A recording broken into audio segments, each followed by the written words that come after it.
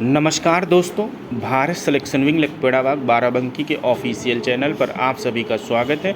Dictation Ramdhari Gupta, पत्रिका संख्या 4, प्रतिलेखन संख्या 3, स्पीड 80। स्टार्ट होगा 5 सेकंड बाद।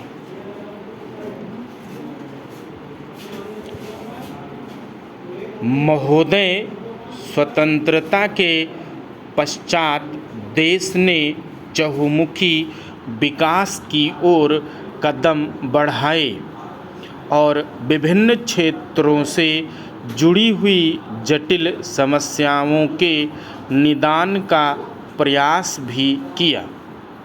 भारतीय गणतंत्र में नागरिकों को मौलिक अधिकार सुलभ हुए, समानता के अवसर प्राप्त हुए और अभिव्यक्ति की स्वतंत्रता उपलब्ध हुई।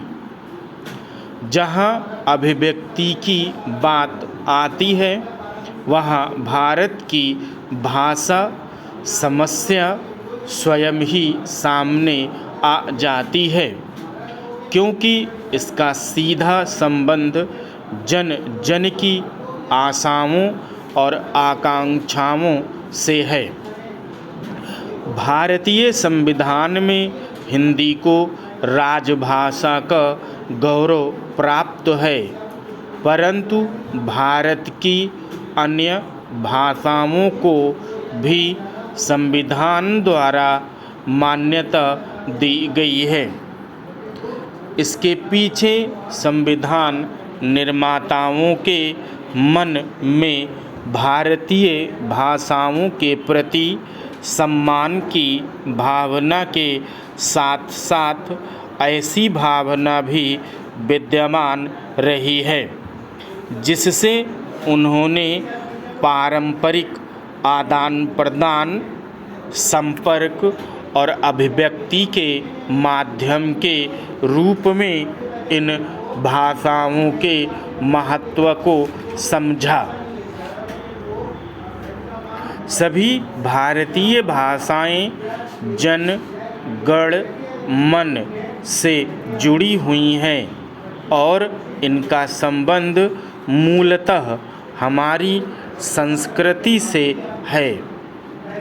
सांस्कृतिक विरासत के रूप में ये भाषाएं अनेक धर्मों, संप्रदायों, विश्वासों और भाषाओं वाले इस देश की एकता के सूत्र में पिरोए हुए हैं।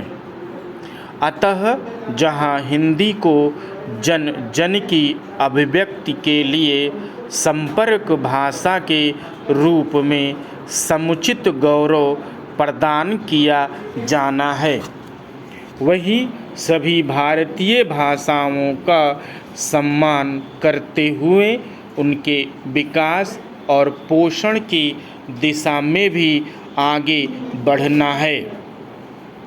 इसी उद्देश्य से भारतीय संविधान निर्माताओं ने संविधान के अनुच्छेद 343 में यह व्यवस्था की है कि देवनागरी लिपि में लिखित हिंदी भारत की राजभाषा होगी।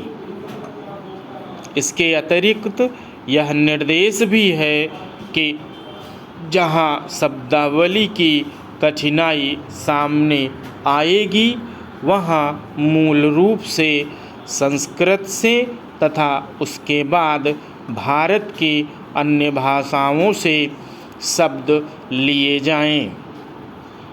इस प्रकार हिंदी को एक ऐसी सरिता का स्वरूप देने का प्रयास किया गया, जिसमें विभिन्न क्षेत्रों से शब्दावली, शैली, मुहावरे आदि उसकी अभिव्यक्ति सामर्थ्य का पोषण करेंगे और भाषा की यह निर्मल धारा निरंतर प्रवाह के नए आयाम प्राप्त कर सकेगी।